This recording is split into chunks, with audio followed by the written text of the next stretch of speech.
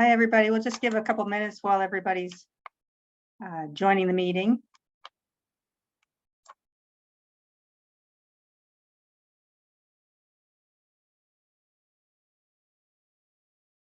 But while you're waiting, and I'll mention this again in a minute, if you can, it would be really helpful if you could change the name on your Zoom square so that we can better take attendance for you to get credit for this, for your attendance. And if you don't know how to do that, I will run through it right now. But up on the, if you take your cursor from your mouse and hover it over your square, you'll see 3 little dots in the upper right-hand corner. And if you click on those dots, you'll get a menu, and you scroll right down to the bottom where it says rename, and click on that, and you can enter your full name, and that will help when we take attendance. If we know it was there. Okay. I'm trying. Yep. Yeah, and if anybody has any questions, you're certainly welcome to put it in the chat. I'm just gonna mute one person here so we don't have to listen to each other while we're figuring things out. It looks to me like many people do have your name. That's really helpful. And while we're waiting for the last folks to join the meeting, if you haven't already changed your name, do so. And then if you want to put your name in the community that you serve in the chat, that will help us also in taking attendance, and it'll help everybody else know who's on this call. So for those of you not so familiar with using Zoom, to find the chat, it's on the lower, on the bar on the bottom of your screen, if you're on a computer, and you click on that, and you should get a box that opens up, and you can type your message to everybody. So if you wouldn't mind doing that, put your name and what town or village you're working with, county, we'll know who's here. So that'd be wonderful. And I think we're mostly all here. We might give another minute just for folks to log on.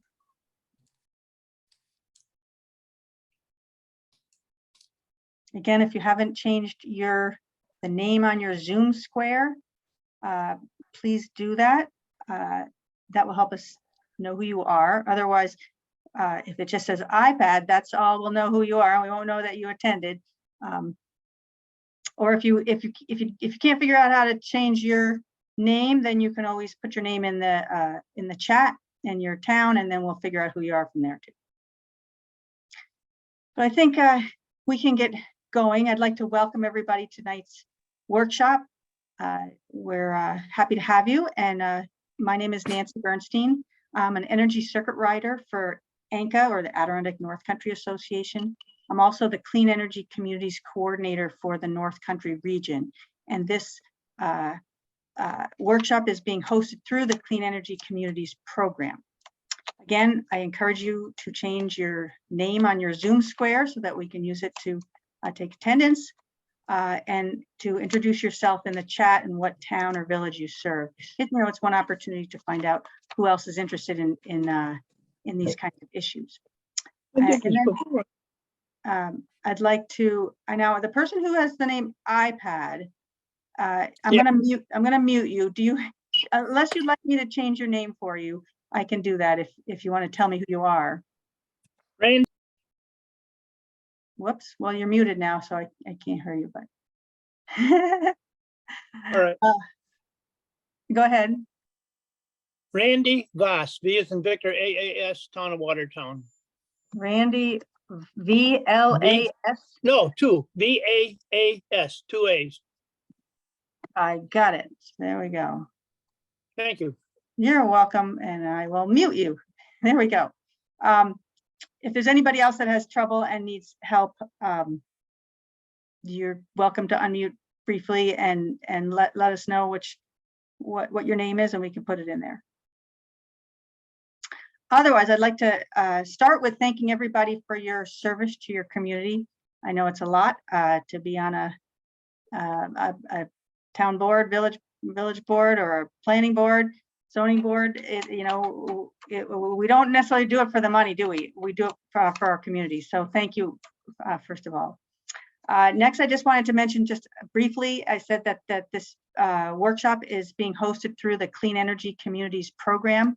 That is, if you're not familiar with the Clean Energy Communities Program, I did a little introduction last session, but it is a NYSERDA program for municipalities throughout New York State to encourage municipalities to take actions in their community towards completing clean energy projects. That might be converting your street lights to LED. It might mean insulating your highway garage. It might mean installing solar at one of your facilities. There's a lot of different type of actions you can take, code trainings, attending these kinds of workshops. There's quite a few. So if by completing these actions, your municipality then can earn the Clean Energy Communities grants, and that's can be a great benefit to your community. These grants are match free, no cost shares, so that's real helpful. And I'd be happy to tell you more about the Clean Energy Communities Program if you'd like. You all have my contact information in the emails that you were sent about this workshop. So feel free to reach out to me. Next, I'd like to invite Michael Borsey from Jefferson County just to say a few words about why Jefferson County encouraged their municipalities to attend this session. So Michael, are you there? Yes, I am. Can you hear me? I can. Hi, good evening. As she said, my name is Michael Borsey. I'm the director of the Jefferson County Planning Department. And I'd like to thank Nancy for coordinating all of these sessions. This is a great opportunity for our board members to get additional training that they need for their positions. And I think that it's valuable for these board members to remain current on the latest regulations for solar energy development.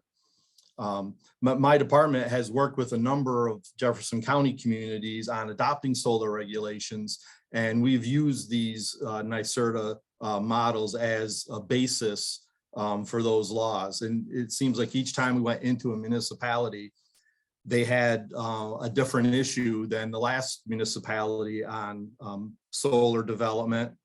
And so, we would discuss that issue with them and add that section or sentence or whatever it may be into the local law. And then we would, take that newer version of our model and take it on to our next community to work with them also. And like that, I hope that all of the members that are on this meeting tonight, I hope that you learn something new about solar development regulations that you are able to take back to your local boards and have their discussion at that level.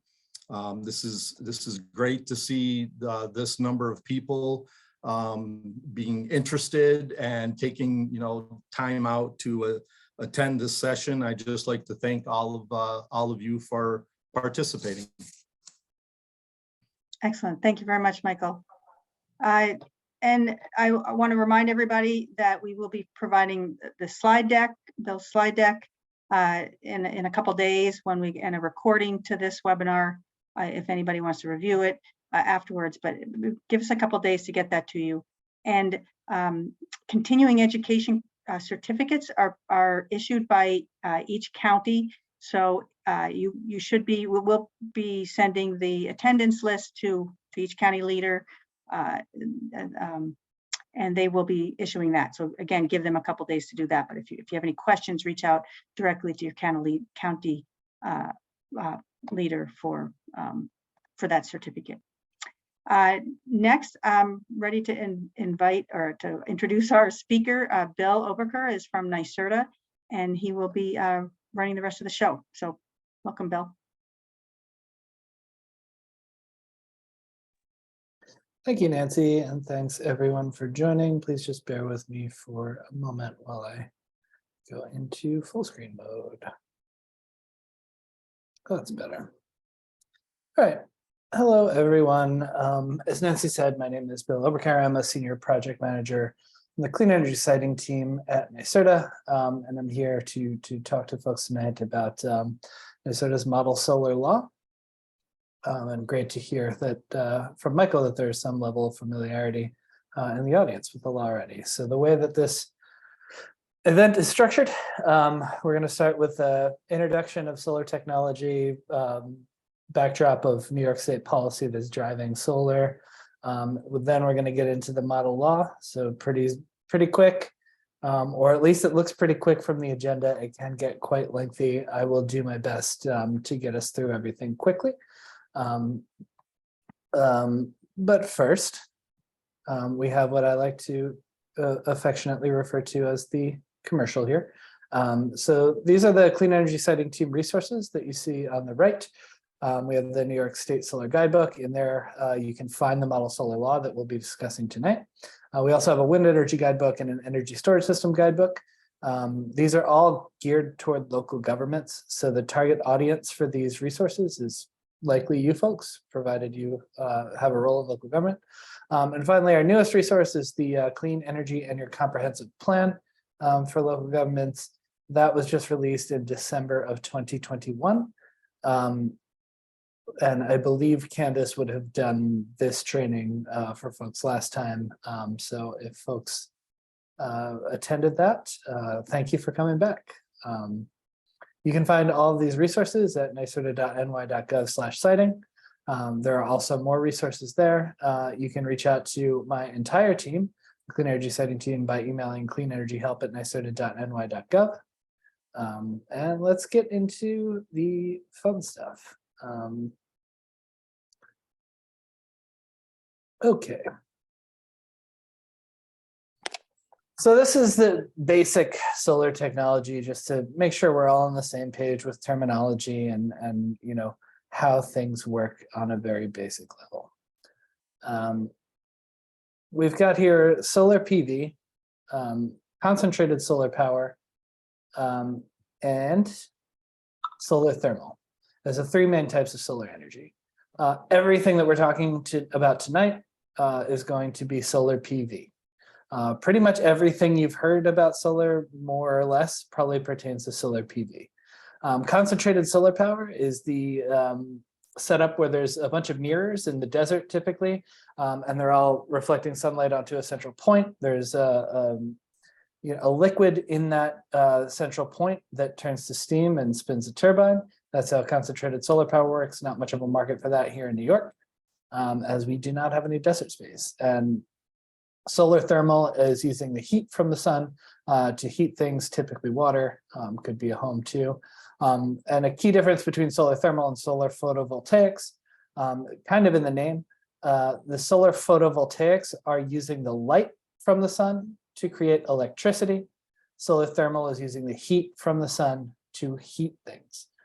So that's an important distinction that I have found not too many people realize. We've got several types of solar PV installations. They fall typically within two categories. Behind the meter, those are residential and commercial projects. They can be rooftop or ground mounted. Behind the meter means that those installations service a local electric load. And then the other type are front of meter, which means that these installations are going to be plugged directly in the grid. So they're exporting energy right onto the grid without servicing a local load or a unique local load.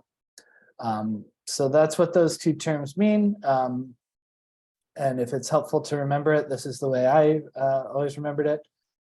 So you can think of it as if we have a behind the meter installation, we have generation, a meter, and the utility. So the meter is in between the generation and the utility. So then the generation is behind that meter. In front of the meter, since we're going to the grid directly, we have a meter first, and then the generation, and then the utility, where the generation is in front of the meter and connected directly to the utility.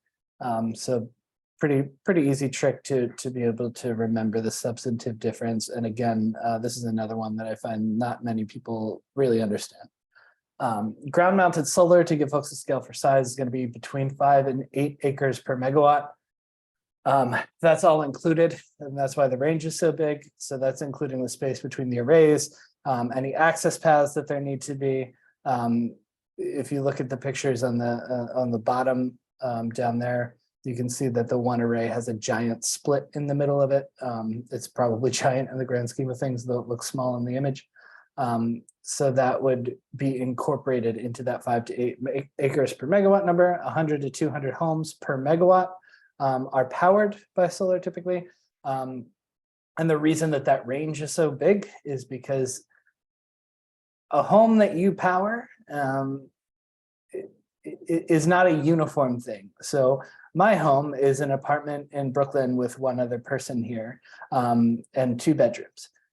So that is going to use nowhere near the amount of electricity of someone whose home is a 5-bedroom house with, you know, two adults and say 3 children.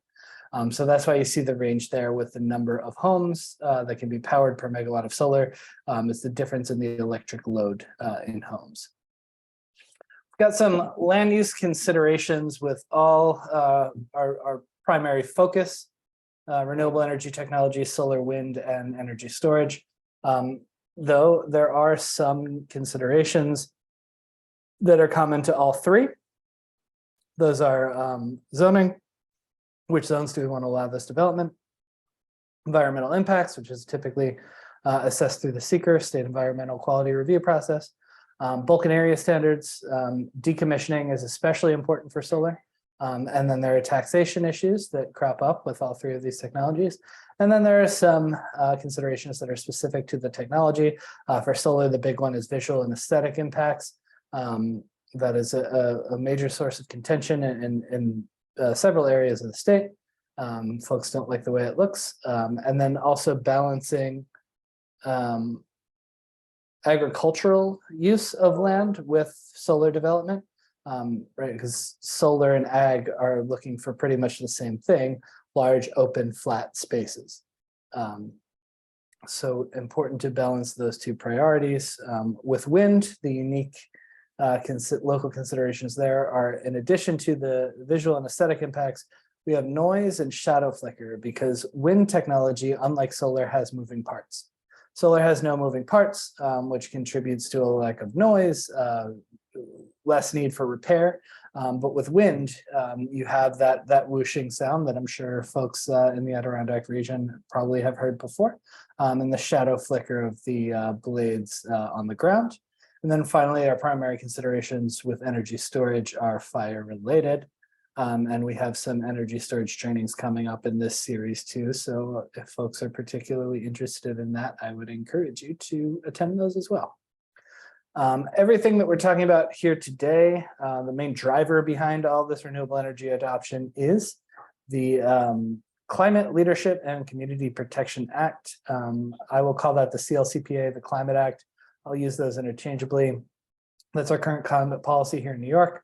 70% renewable electricity by 2030, 100% emissions-free grid by 2040 are mandated by the Act. The Climate Act also includes several technology-specific goals that you can see over there on the right. 10 gigawatts of distributed solar by 2030, 9 gigawatts of offshore wind by 2035, and 3 gigawatts of energy storage by 2030, with an interim goal of 1.5 gigawatts of energy storage in 2025. We will likely see an increase to this energy storage 2030 goal per the governor's state of the state announcement in January. That is being worked out through what we call the Energy Storage Roadmap 2.0. It was slated for release, which was slated for release initially this summer, but got a little curveball with the Inflation Reduction Act, which changed the economics of many projects. So just trying to factor that in to the energy storage roadmap, but we would expect that to be out this year.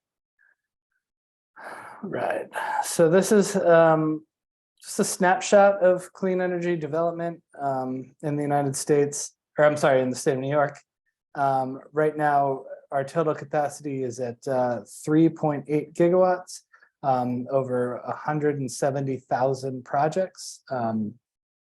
And what you see over here is our energy mix, this pie chart. So you can see that, you know, this is statewide. If you split upstate from downstate, this zero emissions number is upwards, I think, of 90%. So most of this fossil fuel use is coming from downstate.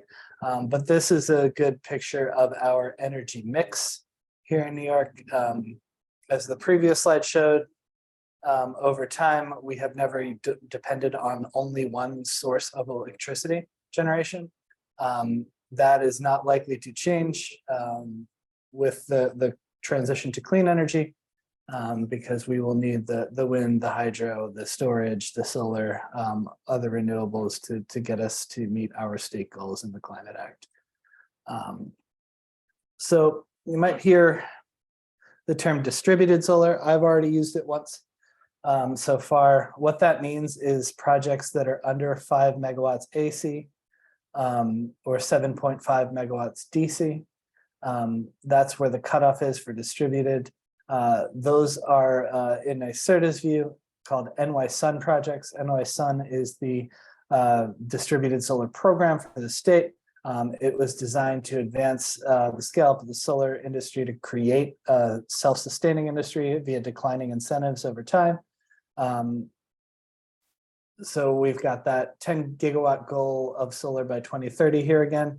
Important to note that that was raised from 6 gigawatts because we were on track to surpass 6 gigawatts ahead of schedule. So the Department of Public Service cleared the state to increase that goal to 10 gigawatts, which is our goal today. And this map is reflective, obviously, not of every home with solar on it, but these are the non-residential and small commercial projects in New York. So you can see a fairly good distribution of projects throughout the state. And then when I say distributed solar is 5 megawatts AC or below, what we call large scale renewables are technically anything that are any project that is 5 megawatts AC or above. Large scale renewables, though, is a program through NYSERDA where NYSERDA enters into a contract to buy the renewable energy certificates or RECs that these projects generate. The project renewable energy certificate or REC is the legal claim to the environmental attributes of the energy generated that has value. So NYSERDA purchases that from these projects and then retires the RECs so that they cannot be double counted and they only count toward New York State greenhouse gas reduction goals. So that's what the large scale renewable program is all about. A lot of folks think that this is, when these solicitations are when the solicitation is awarded, a lot of folks that think that that means that these projects are permitted, that they're imminent. The large scale renewables program has almost nothing to do with permitting projects. That's typically going to be happening at the Office of Renewable Energy Siting or done at the local level, as we'll see if the projects are under 20 megawatts. In the most recent large scale renewable solicitation, we got 21 large solar projects, 2 of which were co-located with energy storage, and 1 hydroelectric repowering.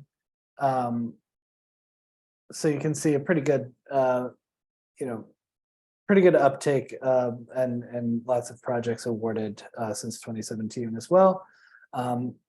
This is the other half of the commercial, which I think means we're getting to the good part. This is what the Clean Energy Siting Team website looks like. Over there on the left, you can access all of our resources. If folks are dealing with clean energy development in your day-to-day, I would really strongly suggest that you spend some time looking through these resources. As I said earlier, they are geared toward local governments, so presumably folks on this webinar are the intended audience. You can also reach out to my team, Clean Energy Siting, through cleanenergyhelp@nyserda.ny.gov, or you can fill out a technical assistance request form. Frankly, it's just as good as emailing us. They actually go to the same place. But if you do need help, if you need one-on-one technical assistance, my team is here to provide that for you for free. So please don't hesitate to reach out. And for the duration of this presentation, we're going to be focused on the Model Solar Energy Local Law, from before you start to adopt it to all the tenets of the law. It is one of the chapters of the Solar Guidebook for Local Governments. Everything that, once we get into the model law section, which you will see. Everything that I'm going to go through with you tonight is in the model law in the solar guidebook.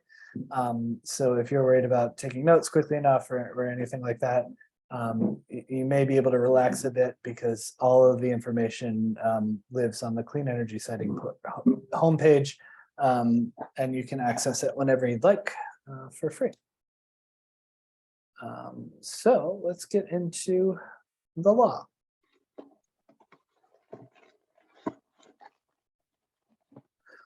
We just changed the law. I believe this was finalized. The new update was finalized in April of this year. It was a process of about 18 months to go through this update. So much more comprehensive update than other iterations of the law. I will be, just noting what was changed as we go through the presentation tonight. So if you hear me say, this is new to the current iteration, or this is a new tenant, or anything to that effect, that's what I'm referencing, meaning it's part of this sweeping update that we just did to the model law this year. Here's a summary of those changes, although, as I said, it was a much more robust effort than this. But we added some content to the model law chapter to instruct municipalities on how to approach zoning for solar and to introduce alternative zoning approaches that we're going to go over. We added a tier 4, so the previous iteration went to tier 1, tier 2, and tier 3. For roof mounted was tier 1, ground mounted but servicing the on-site load up to a certain size was tier 2, and everything else was tier 3. That was really clunky as a way to classify projects. So we broke them out and added a little more nuance to each of the tiers that I'll get into tonight. But the tier 4 edition is distinguished between that distributed solar and the large scale solar that we saw in previous slides. We did, an attempt to clarify between special use permit standards and site plan approval requirements. We also made sure that the tier 4 requirements in particular align with standards and language in place by other state agencies, also involved incorporating ag and markets guidance into the law so that we harmonize with all of the other state offices. The decommissioning plan template has been improved to account for, just us learning over time from when the first one came out. And then finally, there are some additional standards for solar and agriculture, and a lot of that comes from the Department of Ag and Markets guidance. All right, so permitting is a bit different from zoning. But zoning is certainly a part of project permitting. I suppose I don't need to explain that to this group, but we have several different ways of doing that for solar based on the size of the installation here in New York.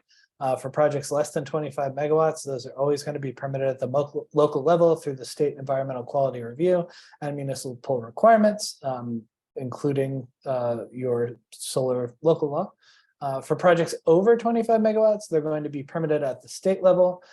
Previously through Article 10, but now all new projects that are over 25 megawatts are going to go through the Office of Renewable Energy Siting, which was established in 2020.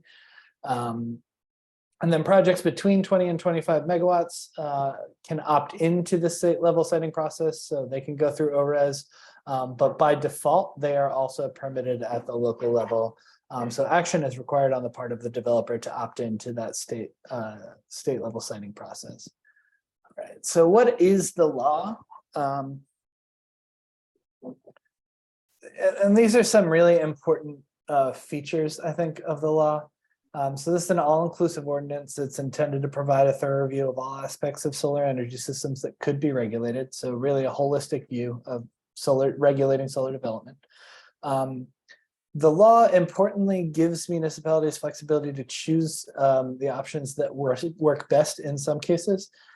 So you'll see in this presentation, and I'll tell you briefly now, where there's action required on the part of the municipality in the law, there will be this kind of gray highlighted area where you, the municipality, have to choose which applies to you. And then the law is designed to be able to work as a law if you just fill out those highlighted pieces. That said, it is also infinitely tailorable. So you can change as much or as little of that law as you like, and then pass it.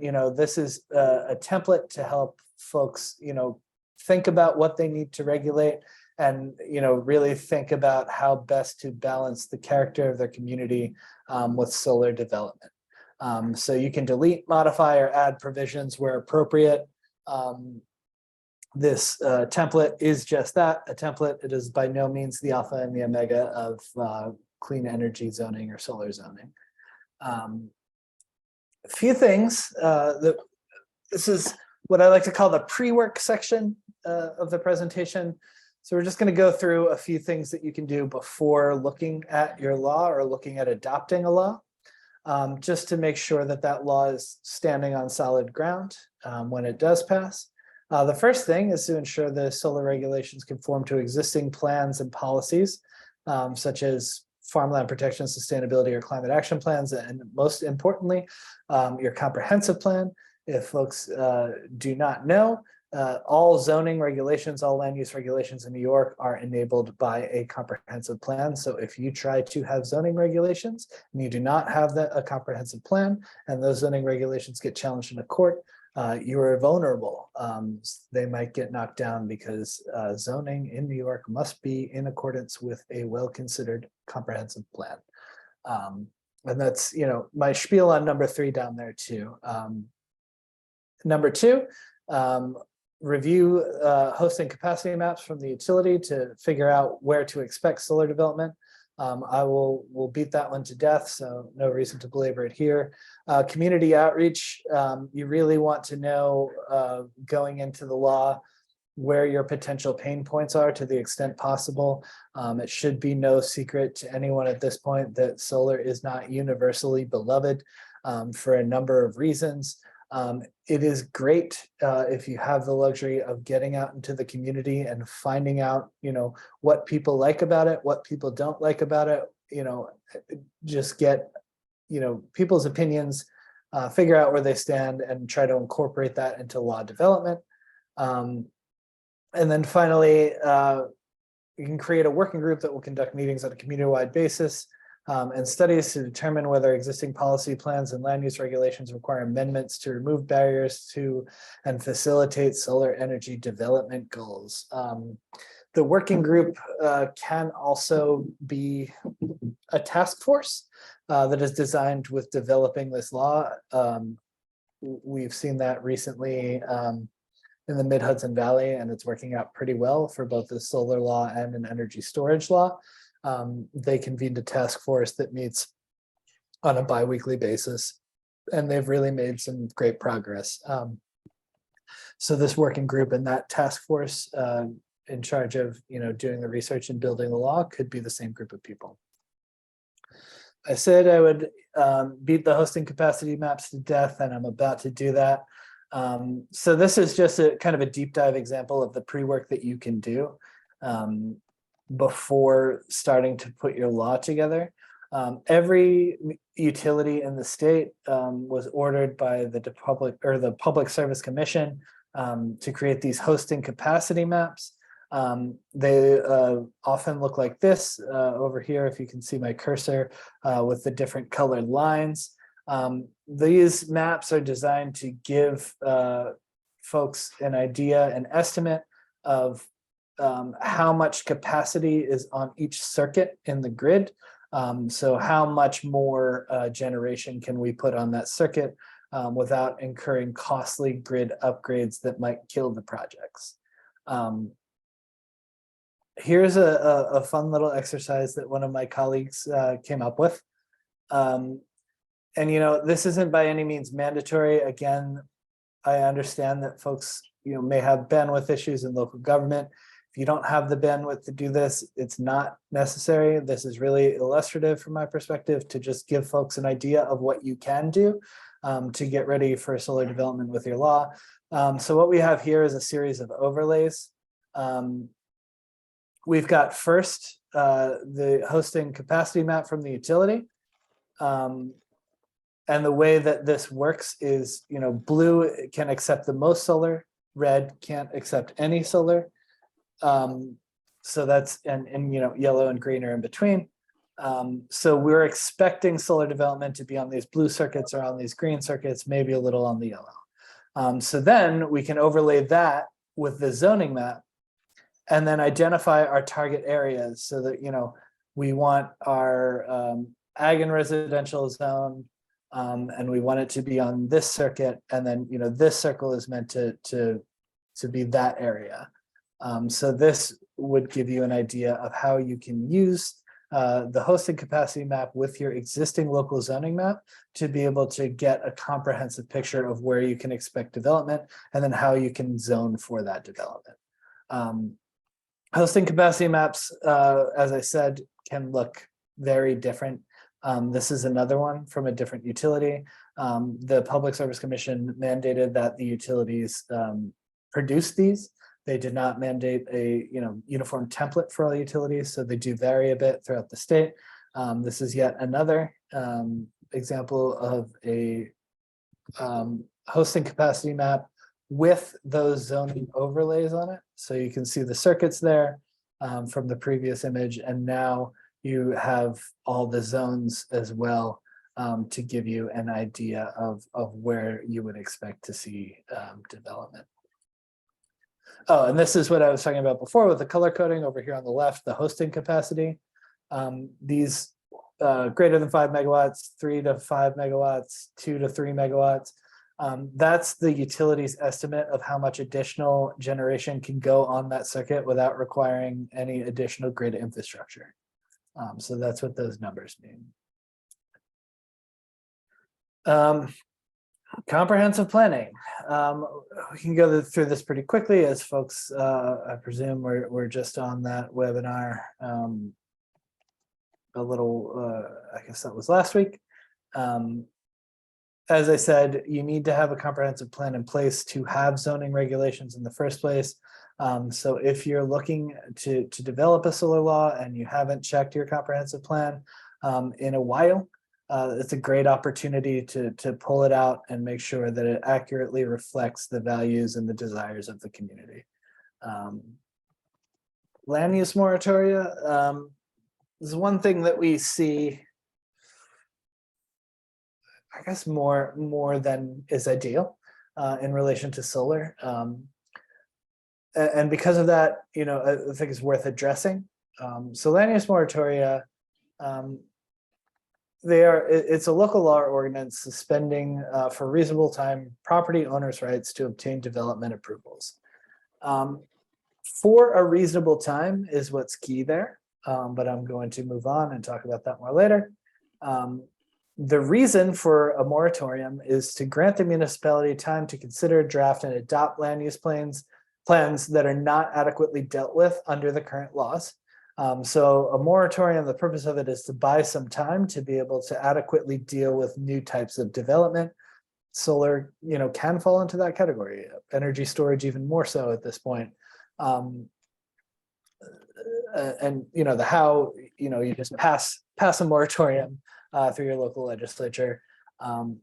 Pretty simple. But really what we want to consider is the reasonableness of the moratorium, which is kind of flimsy to define in some ways. But one thing that is crucial to reasonableness is identifying the specificity of the timeline and scope. A permanent moratorium on development is an exceedingly rare thing. If you are passing a moratorium as a result of, we'll call it NIMBYism, we just don't like the way solar looks in our community, so we're going to pass a moratorium in perpetuity throughout the universe. That is a very weak moratorium. As you can hopefully see by the slide, that's not the purpose of moratoria. In that case, you're not buying yourself time to figure out how to adequately regulate this new technology. You're just banning it outright. That is not what moratoria are designed to do. That's not the proper way to use that tool. And if you use that tool improperly, industry may challenge that moratorium in court. The court is going to look at the timeline, the scope, the overall reasonableness, and then, everything else that you see on this slide. So you're vulnerable to challenge if the moratorium is not, both specific and reasonable. These I'm going to skip through pretty quickly. But there are 3 slides here. One thing I want to say about all of them right off the top is you shouldn't go into your zoning thinking that you're going to use these additional tools outside of this conventional zoning. The additional tools are really if you have a very specific reason to use them. It's kind of a headache for everyone involved when we start getting into overlay zones and floating zones. But they are there, and there are certain reasons to use them. There are certain circumstances under which they're appropriate. But for the most part, 80s, 90% of the time, conventional zoning is really going to be fine to deal with solar development. And what that is utilization of the municipality's existing division of lands, including authorized land uses and building area restrictions. It's going to define the allowance of solar energy systems across districts as a principal use, accessory use, secondary use, or special use. Typically, that depends on the type and size of solar array. And this is, as I said, going to be the easiest to implement because this is, conventional. Overlay zones, this is where it starts to get messy. And a lot of folks, I have seen a lot of folks use this very incorrectly. And that, I want folks to be aware that that is a huge risk if you're going to try to do overlay or floating zones.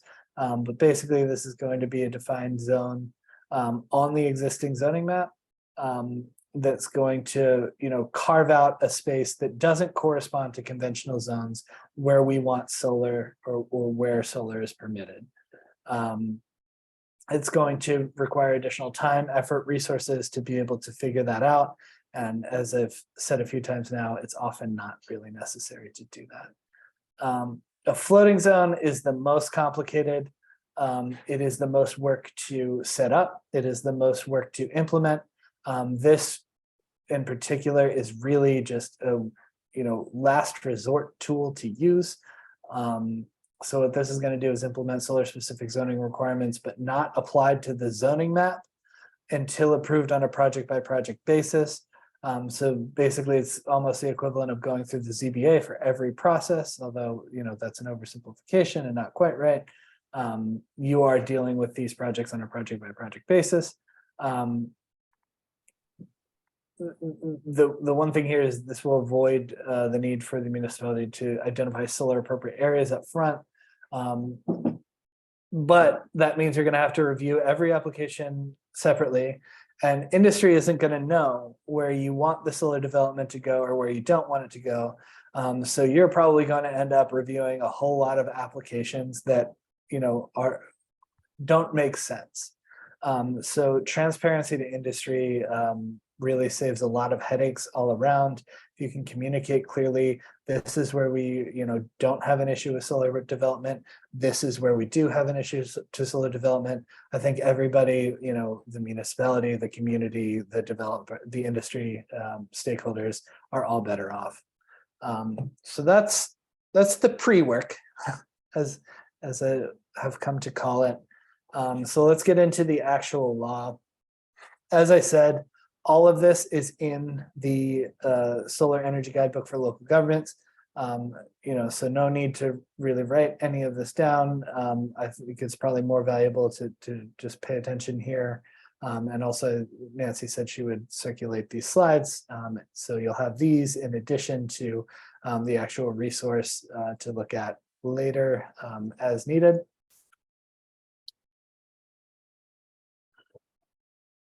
All right, so when I was talking about gray highlighted sections that you, at the bare minimum as a municipality, would need to fill out, this is what they look like. This is pulled straight out of the law.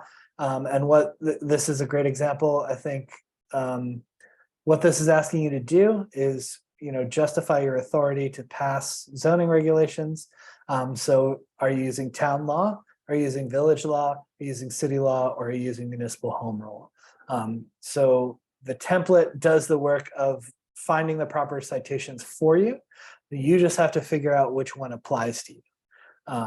So that's one of those things. If you just fill out all of these gray sections, you can pass that as a law.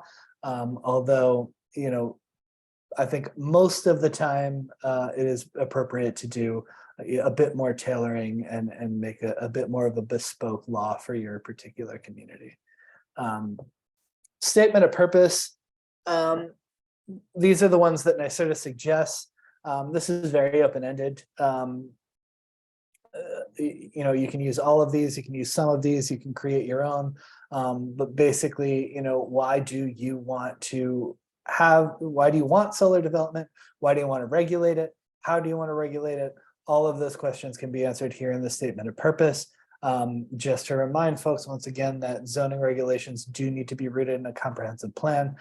So that's a very good addition to your statement of purpose as well. But not particularly substantive. Here's where we start getting into substance.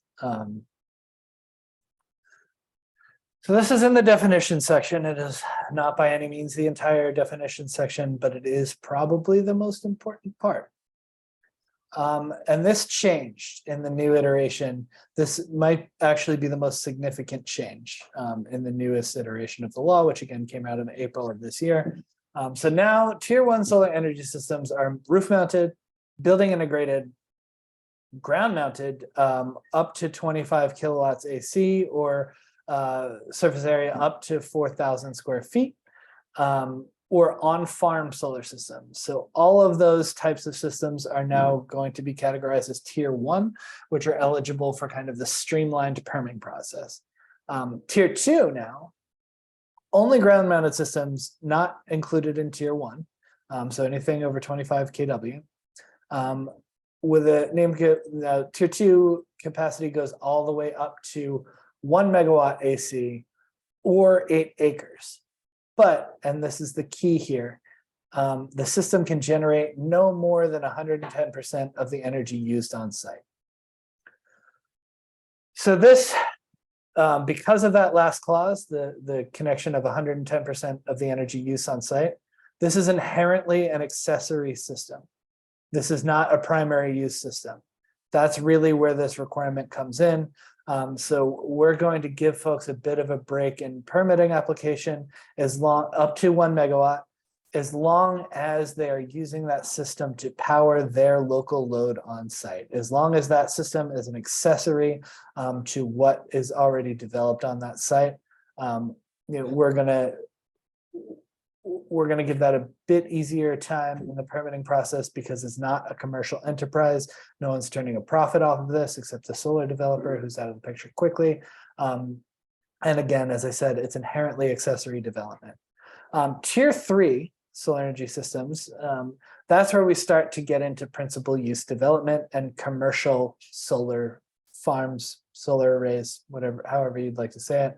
So tier 3 are ground mounted systems that are not included in tier 1 and 2, with a nameplate capacity up to 5 megawatts AC or up to 40 acres. And that 5 megawatt AC number, where that comes in is, remember at the top I said the difference between distributed and large scale is that 5 megawatt AC threshold. So that's why that's set there. Tier 3 solar energy systems are almost always going to be what's called community solar.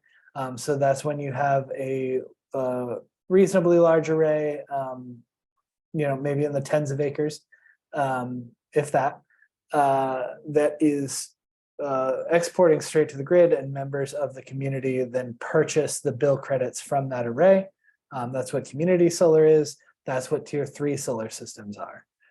Tier 4, and this is the new tier, anything not included in 1, 2, or 3. So basically any ground mounted system over 40 acres or 5 megawatts AC is going to be tier 4. Again, that is also the threshold for large scale development versus distributed. And those projects, just because of the way the economics tend to pencil out, are typically going to be subject to the state siting process at the Office of Renewable Energy Siting. So the requirements in the model law are designed to harmonize with the requirements at the Office of Renewable Energy Siting and the Title 94C process. So just to visualize this, we've got tier 1 systems. All rooftop is going into tier 1 because there's no real land use impact from a rooftop system. The land use impact comes from the structure that is there that you're putting the solar on. So we've got tier 1 and 2 can look like this. This is a pretty standard residential ground mount, almost certainly powering this nice house, which I guess is in front of it. So that's going to be a tier 1 if it's 25 kilowatt AC or below, tier 2 if it's up, over 25 kilowatt AC. 2, 3, and 4. So this might be a good example of a tier 2 system that's very large. You see this, this looks like a farm operation, or we'll just call it one because that illustrates my point. So imagine this is a farm if it's not. And we've got a lot of energy, we've got a lot of load on this farm. So even though we'll call this array 750 kilowatts, it's actually probably 500 kilowatts by looking at it. So even though that's a pretty big array, it's not a principal use because it is subservient to the farm. The reason it exists is to offset the farm's load. It's not a business because the farmer is not selling that power to the grid. He's just offsetting the local load. So that's one of the biggest changes, and the current iteration of the law is to treat that development as tier 2 instead of tier 3. And then down here, you see a clear principal use. Trees appear to have been cleared unless that bare spot was there naturally. So we've got a really big array here that's certainly for a commercial use. It's not there to power anything else that's on site. So we're going to treat that like a principal use and like a commercial enterprise. So the requirements are going to get a bit more stringent. So hopefully that, that logic behind the different classes or tiers of system is clear by now. Here's a few more fun pictures to look at. So this one's particularly pretty. We've got, just to give you a size of, this is going to be a tier 2 that's under a megawatt for sure. These are going to be over a megawatt, but they're not 5 megawatts. So these are certainly community solar systems. As you can see, there is nothing around these systems that would warrant this amount of energy usage. So you can tell that they're not tied to a local load. And then tier 4, we've got the really big ones. This might even be, I think this is about 20 megawatts. So that's when we start to get into the Title 94C Office of Renewable Energy Siting process. That was very long to just dive back into it, but now we're back to the law. But as you can hopefully tell, those tiers are very important. They're really setting the foundation for your regulations. Applicability, less important and more straightforward, perhaps thankfully. So we're going to say that these requirements apply to all systems permitted, installed, or modified. Obviously not going to be applicable to systems installed prior to the effective date, and modifications are defined by, if a system is changed by more than 5% of its area.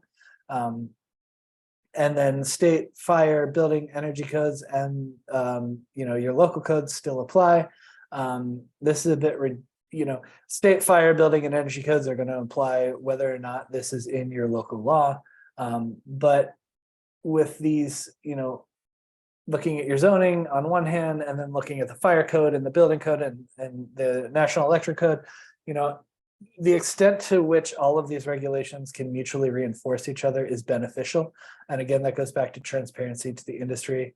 You really want to get good permit applications, and the best way to do that is to be very clear and very specific about what a good permitting application looks like.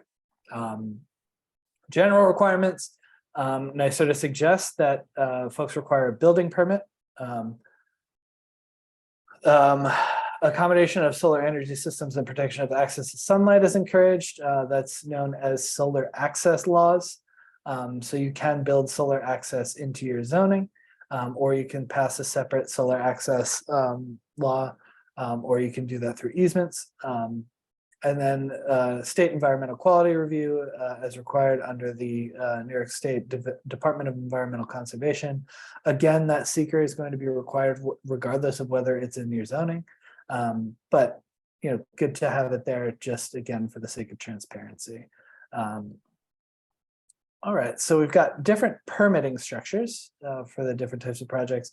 It's important to base solar planning decisions on feasibility and priorities. Utilizing those hosting capacity maps, transition line maps, zoning maps, soil maps. And then for the permitting methodology that NYSERDA suggests, we've got suggestion that tier 1 and tier 2 systems are permitted in all districts as accessory structures. Again, that tier 2 requirement has to be accessory. And then for permitting, we can use the building permit, or if the system is under 25 kilowatts, we can use the New York State Solar Unified Solar Permit, provided the jurisdiction has adopted that, which is also worth points through the Clean Energy Communities Program, and just a really useful tool to have. So if folks haven't adopted that yet, you can see it pictured there on the right. It's certainly worth considering. And then for tier 3 and tier 4, as I said, we're going to get more stringent with our regulations for those bigger projects. So we're going to use special use permit and site plan review in addition to the building permit and seeker. Tier 1 permitting requirements for roof mounted. The model law is going to suggest that there's a maximum of 8-inch distance between the roof surface and the highest point of the solar system. And that the panels should be parallel to what they're attached to the roof. And for flat roofs, NYSERDA suggests not extending beyond the surrounding parapet or 24 inches, whichever is higher. And then finally, there's a glare requirement for tier 1 as well. All solar panels shall have anti-reflective coatings. At this point in the solar industry, that's more or less standard.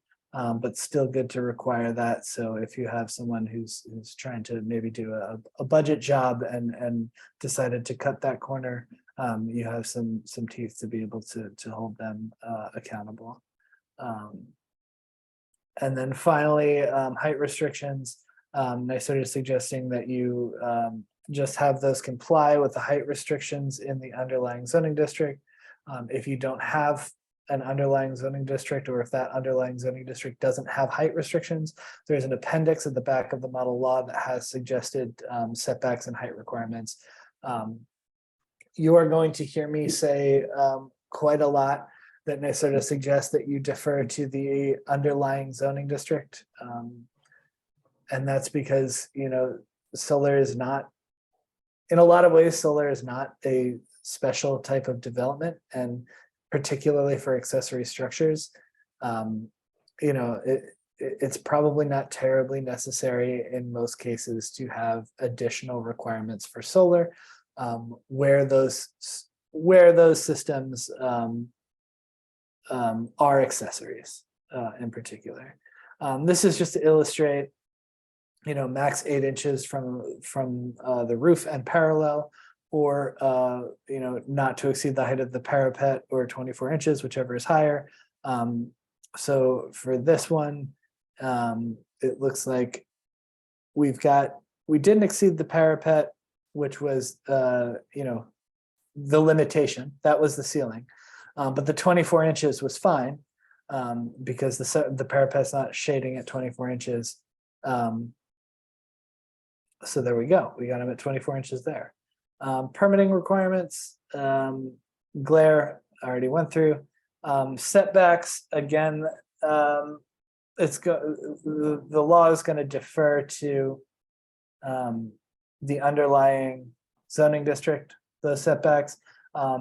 One thing that is worth considering with solar is, we don't want ground mounts in front yards typically, but often that is expressed in the underlying zoning for accessory structures.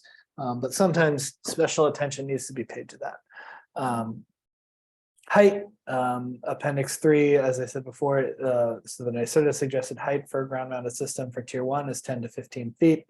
Lot size, we're gonna, and lot size, we're gonna defer to the existing lot size requirement for development. Lot coverage, we're gonna exempt that I think for all of the tiers, we want to exempt them from lot coverage, which we'll get into in the presentation. And screening and visibility for tier 1, these shall be minimized from adjacent properties to the extent reasonably practicable, and located in a manner to avoid and or minimize blockage of views from surrounding property. Again, that screening and visibility requirement is going to be there for all tiers, even though we've just got it for tier 1 here. Setbacks. This is what I'm talking about when we say we're deferring to the underlying zoning for accessory structures. We've got the setbacks. You can see that all of the solar development is within them, so we've got a compliant system. Tier 2. All right, so now you can see we've gotten a little bit more intense here, but not as intense as we're going to get. So requirements for a permit application for a tier 2 system. We need the contact information for the solar installer and or the owner operator. Project applicant, the nameplate capacity, so how big is the system? Zoning district, I'm not going to read through all of these. I'm going to call out the important ones though. Once again, tier 2 systems are exempt from lot coverage requirements, which I will get into, I promise.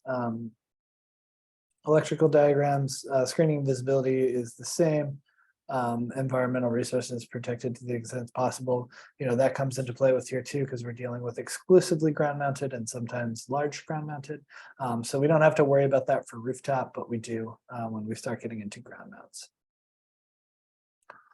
And then we've got glare, setbacks, height, and lot size. Once again with glare, again, pretty standard. Setbacks, once again, we're going to defer to the underlying zoning district. Height, once again, underlying zoning district for accessory structures. Remember that tier 2, by definition, will have to be accessory structures. So that is important when crafting these requirements. And then we're also going to use the underlying lot size requirement for accessory development. Tier 3, this is community solar. And I'll probably just start saying that because the definition of tier 3 was very carefully crafted so that it would apply to all community solar and only community solar installations. So our process for approval now has a full site plan review. You can see that there on the left, again, similar to other types of development. With the notification requirements, your 62 days, the optional 62-day extension. And for the site plan application, that will all apply. Then we've also got special use permit standards that you can see there. I'm also not going to read all of those. And finally, ownership changes. That is another kind of more thorough treatment of ownership changes in this iteration, the new iteration of the law, because we have come across that quite a bit. So this is what we need for an application for site plan review requirements, again, for community solar. Now we're starting to look more at mineral soil groups 1 through 4. So we're starting to look at ag land. We're starting to look at contiguous parcels. I'm just pulling out things that were not requirements for tier 1 or tier 2 systems, just to illustrate that the requirements are getting more strict as we climb up the tiers. Decommissioning plan is a big one. that will also include a decommissioning fund, which I'm sure that we will get into right now. It looks like great. And sorry, this presentation just changed over the summer, and this is probably my third time doing the new version. And I had done the old version maybe 300 times. So sometimes the slides will give me that little surprise. So thank you for bearing with me. But the decommissioning plan, we have a whole decommissioning resource in the solar guidebook as well. If decommissioning is of particular interest to you and you're looking for more information about that process beyond what's in the model law, there's a whole chapter of the guidebook on it. It's very informative. It does a lot to demystify the costs associated with decommissioning and what you can expect them to be. So I would strongly encourage folks to check that out if this is an issue that you are dealing with. So NYSERDA is recommending that for community solar systems, the decommissioning plan will state the time required to remove the system and all ancillary structures. It will also state the time required to repair property damage caused by the installation and removal of the situation of the system, and then state the cost of decommissioning and removal of the system and necessary remediation or restoration. The remediation or restoration is important to note. So we're not just covering the cost to remove the system, we're covering the cost to bring the site back to the condition it was in before development. So that's important to know. Next, we've got the decommissioning security. This is also in the law, and NYSERDA recommends that you require one from developers. So there's going to be a deposit, executions, or filing with your jurisdiction of cash bond or other security reasonably acceptable to the attorney or engineer in the amount sufficient to ensure good faith performance in terms and conditions of the permit issued and to provide the removal and restorations of the site after removal.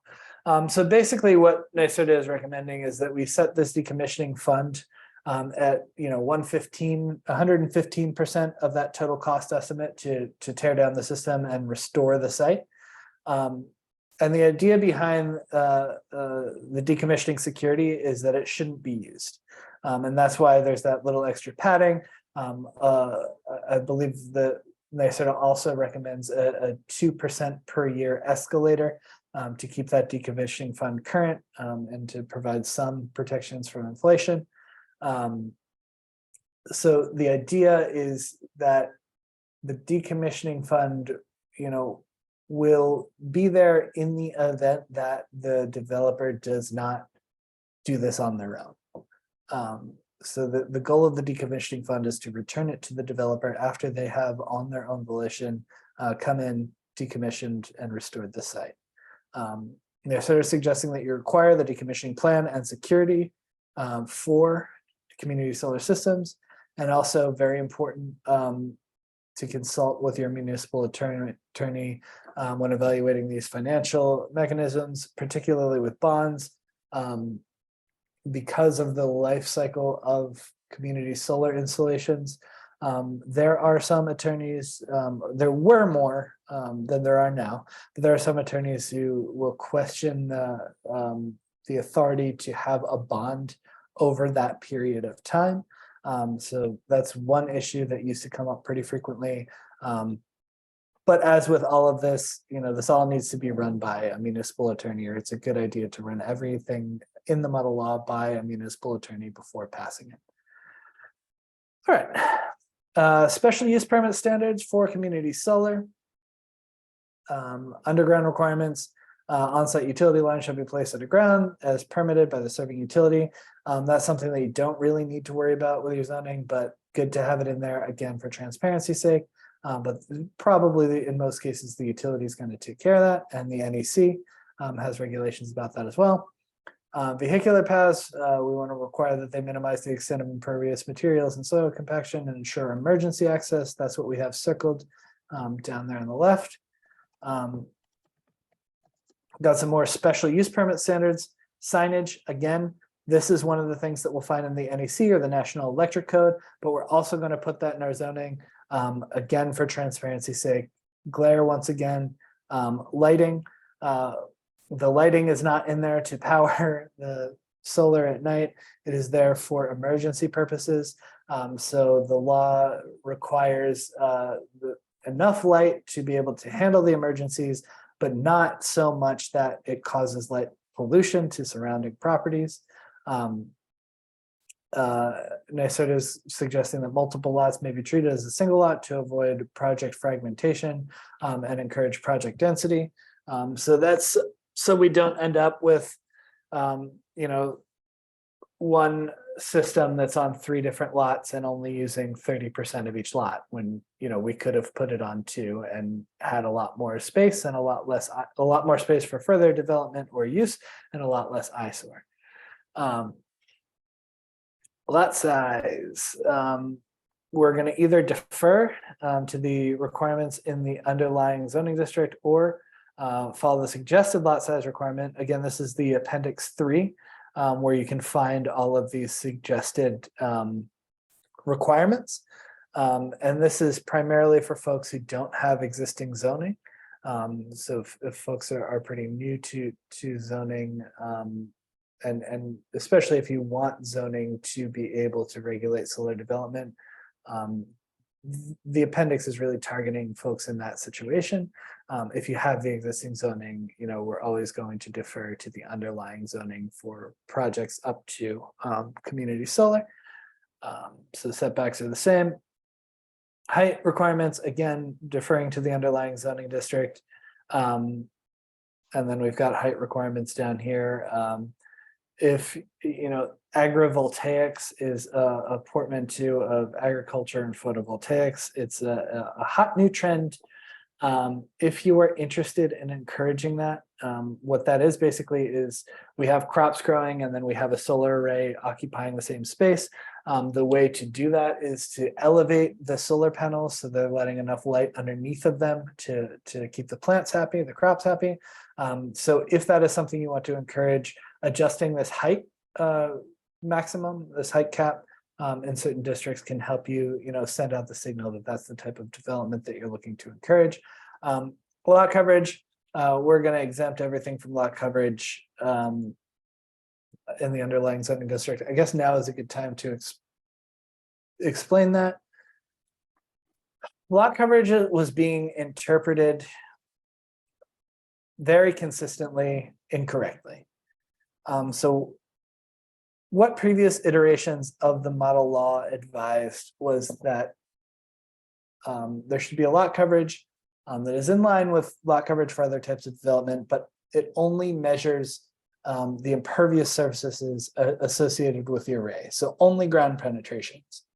It is not intuitive to measure a solar array, the footprint of a solar array by its ground penetration. So what folks were doing was using the total surface area of all of the panels, which then if your lot coverage requirement is 40%, and that's very appropriate if you're only looking at impervious surfaces, it is not appropriate at all if you're looking at the total area of the system. And we found that, I think I did the math and it was 92% of the time of laws that we analyzed, people are using the total area. So since folks are thinking about these systems in terms of the total area anyway, what we advised with this version of the law is that your setbacks are taking care of that already. So then there's no need to worry about the lot coverage, because as long as you are complying with the setback requirements, then you should automatically, then we don't have to worry about lot coverage. Or else you end up in a position where you're regulating the same thing in 2 different places. And what we saw from that was a lot of very unintentionally restrictive laws. So that's why in the current iteration of the model law, NYSERDA is suggesting that we exempt these projects from lot coverage requirements.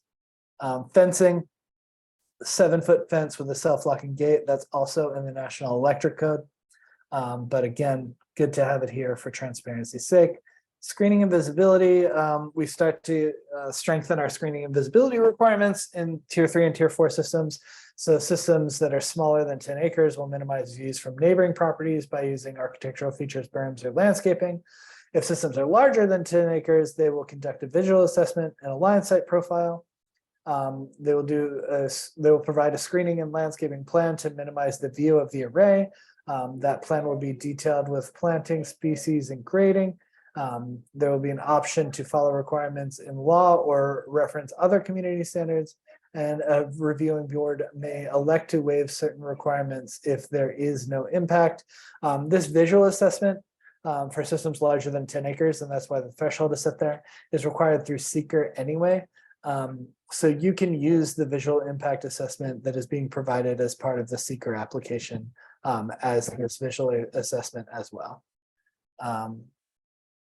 More special use permit standards for environmental resources, minimize tree removal for existing trees larger than 6 inches in diameter. Tree removal has become a much bigger issue in the last couple of years than it was when I first started doing this back in 2014. So, you know, that's an area where folks, depending on your community, may want to tweak that. Minimize tree removal. What does that mean? You might want to be more specific.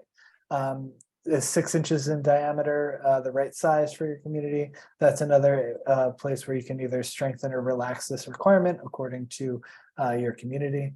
I would not suggest relaxing that particular requirement, though. With that said, for agricultural resources system, this is going to harmonize with the Department of Ag and Markets guidelines, as you can see down there at the bottom. But in addition to that, decommissioning. System components shall occupy no more than 50% of MSG 1 through 4. They may exceed the 50% threshold if it incorporates an on-site farm operation. So if that system is being used to sell electricity and to power a farm, that's what that means. And a review board may exempt portions if MSG 1 through 4 land is not viable for agricultural production for other reasons. So these are some images of agricultural balancing. We've got some sheep under this one on the bottom right for grazing. We've got pollinators. We've got native vegetation. So that's, you know, what this can look like in practice. Unfortunately, we don't have any great agrivoltaics images yet, but I'm sure we will in the next 12 to 18 months. Ownership changes. If the owner operator for the system changes or the property owner changes, the special use permit shall remain in effect. The successor assumes in writing of the obligations of the decommissioning plan. So that what that's saying is there needs to be an agreement on the ownership change that the decommissioning plan stays in effect in writing. And also NYSERDA is suggesting a requirement that the successor for the system will notify a zoning enforcement officer within 30 days of that ownership change. That is tier 3 requirements. On to tier 4, and I think we're coming up on the end here, so we'll have plenty of time for questions, it looks like. So for tier 4 systems, what we need to do as municipalities is choose which zoning districts in which to permit those systems. They're going to be subject to the same site plan and special use permit requirements established for tier 3 systems. Same, 60 business day review for applications to be deemed complete. Applicants must conduct a pre-application meeting with the reviewing board. This is also required by the Office of Renewable Energy Siting. Applications must include a community engagement plan. And we have some additional special use permit standards. Again, all of this harmonizes with the process from the Office of Renewable Energy Siting. So these are the standards that are applicable from tier 3 and tier 4. So this is what they have in common. So everything I said about tier 3 setbacks, height, lot coverage, which mostly, if folks remember, was just deferred to the underlying zoning for principal use. That's all going to apply for tier 4 as well. But now we've got some additional requirements for tier 4, because remember, these are the very large systems. The pre-application meeting, we're suggesting that folks require it through your zoning, even though it is already required through the Office of Renewable Energy Siting process. Remember, though, it is not a given that tier 4 systems will go through Office of Renewable Energy Siting, because tier 4 systems start at 5 megawatts. and the Office of Renewable Siting jurisdiction kicks in at 25 megawatts. So there's a pretty big gap where we're not dealing with Office of Renewable Energy Siting. So that's why we have we have the suggestion to include these Office of Renewable Energy Siting requirements into your zoning, so that you're covered even if the system is 24.99 megawatts. So it doesn't quite trigger the ORES requirements. So these you'll see in the law are pretty much exactly what they are in the Office of Renewable Energy Siting regulations, which are available on their website. Setbacks, we've got Appendix 2 here. This is similar to Appendix 3, except this only applies to those very large projects. So these numbers down here, these setback numbers, those are exactly the Office of Renewable Energy Siting numbers. So we've got 250 feet from any non-participating occupied residence, which is a pretty large buffer area. And then when we're on the property, we've got these setbacks depending on what zone you're in. Agricultural resources for Tier 4 systems on active agricultural land, active being a key word. Tier 4 system components, equipment, and associated impervious surfaces shall not occupy more than 50% of the active agricultural land within the facility area. Facility area is the total area of the project. As you can see, that 50% is highlighted gray. That means that it is, we're suggesting that you, the municipality, adjust that number to suit your needs and your community. Although the NYSERDA suggested area is 50% to harmonize again with ag and markets guidance. We've got exceedance with too many E's of 50% threshold may be allowed based on the reviewing board's determination that the land is being used for a farm operation. So that doesn't have to be the reviewing board either. If you would like that to be another entity, that's why that is highlighted gray. But we do want to, carve out that space just to be sure that if folks want to use solar to power their own operations, they can. Tier 4 special use requires adherence to New York State Ag and Markets guidelines. And there is no allowance for not viable MSG 1 through 4 land, unlike in Tier 3. So remember in Tier 3, I said if the soil is designated in mineral soil groups 1 through 4, but for whatever reason it can't be farmed, then that doesn't count. That's not true for Tier 4. It still counts regardless of whether or not it can be farmed if it falls into those mineral soil groups. All right, so now we're out of specific tiers and we're back into requirements that apply equally to all projects regardless of size. And that means we're really in the home stretch. So thank you for bearing with me. I know this material can be quite dry. Safety requirements, we've got certified under the applicable electrical and or building codes as required. This is another one that regardless of whether or not that clause is in your zoning, electrical and building codes are going to, and the fire code are going to apply anyway because they're state law. It's just another one that we put in there for transparency and just to make sure that the requirements are harmonizing with each other. System shall be maintained in good working order in accordance with industry standards. Batteries of the solar energy system, where that applies, there's some suggested language in the model solar law to deal with that, but we also have an entirely separate model energy storage law. And if you're really expecting energy storage development in your community, I would strongly advise you not to leave your energy storage regulations to this clause in the model solar law. I would encourage you to look at that separate energy storage model law and try to get a version of that passed to regulate that technology, because particularly from a land use perspective, energy storage and solar are quite different. If folks attend the model energy storage training, which is on the calendar for later in November, I will tell you, I will strongly belabor how different solar and storage are, particularly from the land use perspective, but I will spare you that right now. Finally, we're going to ensure emergency access to the facility area for local first responders by installing an emergency lockbox or similar device in a location subject to approval by the fire chief.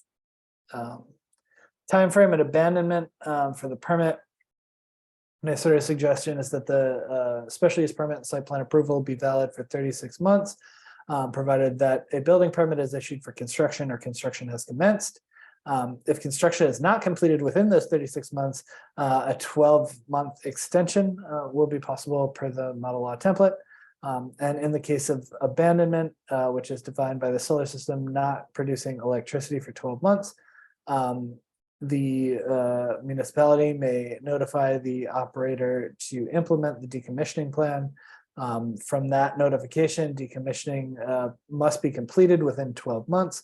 And then if the developer fails to do that, you can utilize that decommissioning security to finish paying for site restoration in accordance with the decommissioning plan.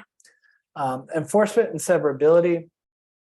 For enforcement, what NYSERDA is suggesting is that violations are subject to the same enforcement requirements and penalties provided for in your zoning and land use regulations. So there's no additional penalty that NYSERDA has proposed for violating these. What this document does, it defers to your existing zoning enforcement mechanisms. Again, just communicating that solar is not a particularly special type of development and doesn't need more draconian penalties or special penalties for that technology, or at least that's the position that the model law takes. I would also take that position personally for what it's worth. And then finally, severability in this context is the same as severability anywhere. So the invalidity or unenforceability of any part or section of the law shall not affect the validity or enforceability of any other section, which shall remain in full force. So if one clause of the law doesn't stand up in court, that doesn't invalidate the entire law. It only invalidates that one clause of the law that does not stand up in court. Thanks again, everyone, for bearing with me. We're at 6:30 now. I'm happy to take questions. We've got a half hour for that. I have a hard stop at 7, but would really love to engage with folks as is helpful to you all. Thank you very much, Bill. If folks have questions, please write them in the chat and we can read them, or if we're a small enough group, if you'd like to unmute yourself and ask a question vocally, that's fine too. I did see one question earlier on, Bill, that asked, where do we get the maps? Assuming that's in reference to hosting capacity maps, those are available through your utility. So that's going to be through the utilities website. They are all required by the Public Service Commission, which regulates the investor-owned utilities in the state, to have them and to have them available to you. So you will find them on their website. If you have trouble finding them, you can always reach out to NYSERDA and we can elevate that issue as needed, or perhaps just dig them up for you.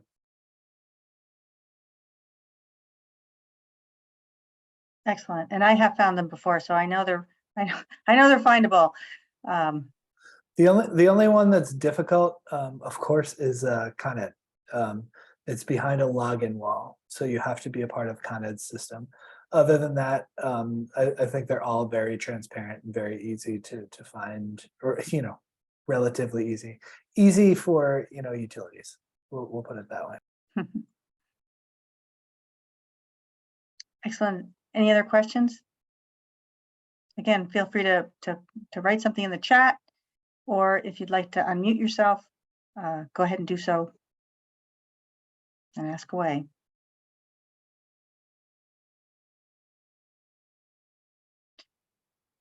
I will just mention that we have several more sessions of the series coming up, and we encourage you all to sign up if you haven't done so already. I'll put the link in the chat. Let's see if I can get that in there. If you've already registered for a session, you'll get the next email with a new link for the next session. It's not the same link as tonight for the remaining sessions. If you already registered, you're fine. If you can't remember, you can always register again. So we make sure you get that link. But the next session next week, next Tuesday, is understanding solar PV permitting and inspecting. It's geared towards code enforcement officials, but everybody's certainly welcome to attend. And then on Tuesday, the 29th, is the overview of the model battery energy storage system law, which I'm guessing will be somewhat similar to tonight's session. Bill will also be presenting then. And then the 5th in the series is on Monday, December 5th, battery energy storage for first responders, again, geared towards codes officials, but all are welcome. So if you want to attend, make sure you're registered, and we'll send you the new Zoom link. Looks like there's another question in the chat, Bill. Sure. We've got a question that says, would the overlay map be a good way to preserve ag land? Theoretically, yes. In fact, that would be one of the most appropriate uses of the overlay. That said, when you get into the overlay zoning and the floating zoning, it's important to be very intentional about what you're doing and to make sure that you have a good, clear reason that you can explain for creating that overlay zone or that floating zone. It really causes a lot of issues for everyone involved to use those tools willy-nilly. But yeah, if there's an ag district and you want to permit, most of your ag zone in your community is mineral soil groups 3 and 4. So you want to permit development in ag districts or ag zones, but you have a big chunk of mineral soil group 1 that, even though it's not being farmed now or not being farmed actively, you want to preserve that for farming use. That would be a good place for an overlay zone to be able to say, we're going to permit solar development in all of this ag land except for this area that's mineral soil group 1. We don't want development there. That would be a perfectly good use of an overlay zone. But unless it's for a reason that's that specific and that clear, I would try to avoid. So the overlap of prime and mineral soil group 1, we did the math on that, and it was, they're very close to the same thing. I think it was something like 84% of prime farmland is mineral soil group 1. So typically those can be thought of as about the same thing. And you can also use the language of prime farmland of statewide importance, or prime if drained, in your zoning if you want to. The reason that NYSERDA switched from that to using mineral soil groups 1 through 4 is that's what the Department of Ag and Markets uses. That's what the large scale renewable solicitation uses. That's what the Office of Renewable Energy Siting uses. So the reason for that switch to mineral soil groups 1 through 4 is to harmonize with the other state agencies and make sure that we're delivering clear and consistent language, across state government. But either one is fine. If you prefer to use prime in your law, then by all means. We have a question that says, we have no zoning here. We are a farming area. If the zoning eventually changes, would the active farm become commercial and the taxes increase big time? Or would the farm ag statutes be grandfathered in? I'm not sure I understand that question, but there is nothing about zoning that should have a direct and immediate effect on your taxes. If you're referring to the ag tax benefits for that are provided by the state, and you can lose those by putting solar. If you are that tax designation and you enjoy those benefits, you put solar on that farm. There are situations where you can lose that beneficial status, and there are some situations where you can even be charged back taxes. So that is, very important consideration. If you have a farm and you enjoy that ag tax status, you would really want to take a deep look at that before you look into solar development to make sure that you're not, paying a back tax bill of 5 years, which is the cap. Got another question. Can you provide some clarification regarding Section 94C of the New York State Executive Law concerning large-scale solar generation and energy storage facilities on agricultural land use in relation to comprehensive plans? I could provide some. So that the Section 94C, that's the Office of Renewable Energy Siting process. That's their permitting process for folks who don't know. I'm trying to pull this up on my computer so I can put it in the chat and explain it at the same time. That's not going as well as it usually does. I may be getting feeble in my age, but so Office of Renewable Energy Siting has their own requirements and their own considerations. Those are on their website. And that's what I'm saying, that, when the new version of the model law was designed to try to harmonize with those to the extent possible. That's what I mean. Our new suggested template regulations consider the ORES, the 94C regulations. The idea being that you can use our template and still be in sync with what the Office of Renewable Energy Siting is going to require. In terms of how that relates directly to comprehensive plans and zoning,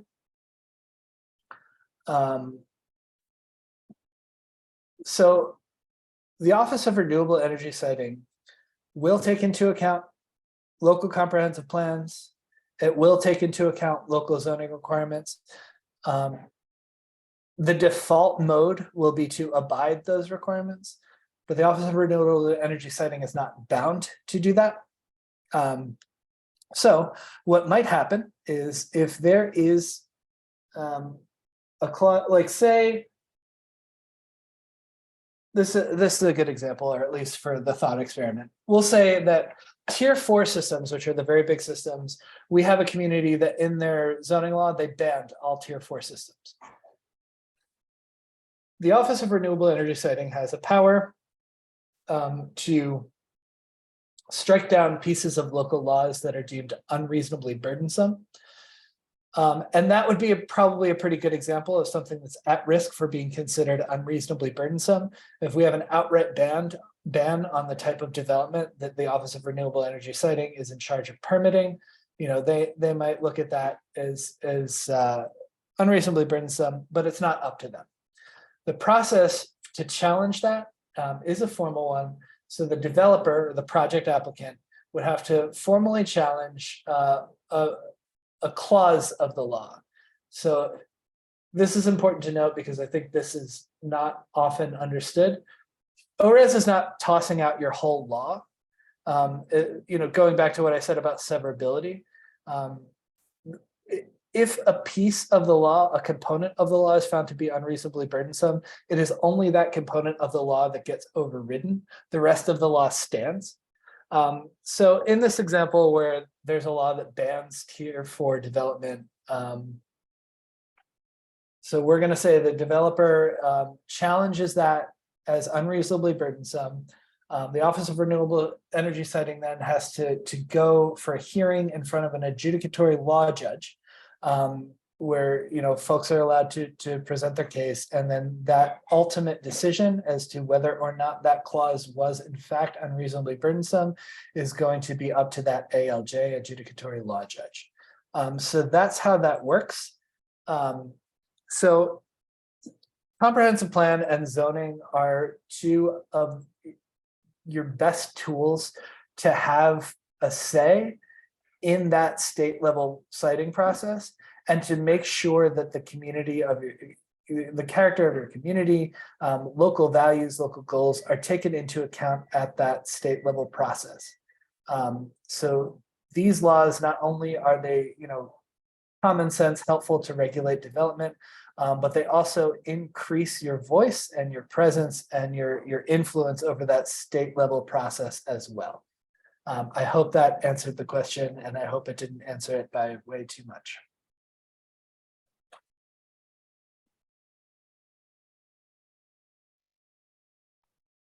Any other questions?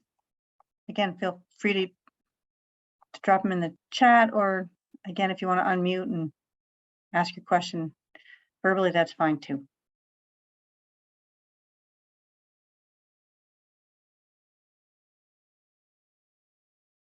Bill, you want to give a little preview of what your next session is about? Yeah, my next one will be the zoning for energy storage. It's kind of a more interesting version of this. Maybe it's just more interesting to me. I preferred to deliver that one because the land use considerations for energy storage are not as significant as they are for solar, because energy storage as a technology typically doesn't take up anywhere near as much space as solar. So we get to talk about, more interesting issues and issues that are more salient to the technology.